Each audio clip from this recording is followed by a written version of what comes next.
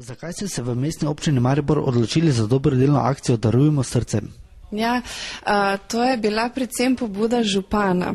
Namreč na osnovi vlog, ki so prihajale nenehno na mestno občino Maribor, strani ljudi, ki so pomoči potrebni in finančne in tudi v drugačnih oblikah, smo na županovo pobudo potem se odločili, da bomo izvedli to akcijo Darujmo srcem, ki je bila pa nadvse uspešna.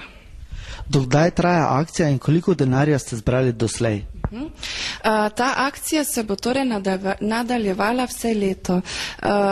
Nekako prva faza, da tako rečem, te akcije se je zaključila sedaj pred temi božičnimi prazniki.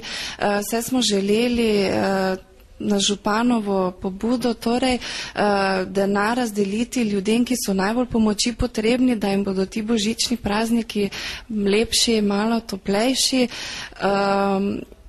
Sedaj smo pa zbrali do včerajšnjega dne, torej preko 50.000 evrov, približno 54.000 evrov.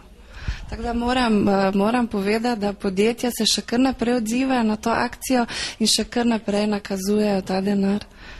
Koliko vlog za pomoč pa ste prejeli, številka morda? Mi smo prejeli približno 400 vlog, toliko vlog, torej toliko posameznikom pa smo tudi denar nakazali in pa pakete od Perutnine Ptuj, ki je pa tudi se zelo plemenito, moram reči, odzvala na to akcijo in pomagala.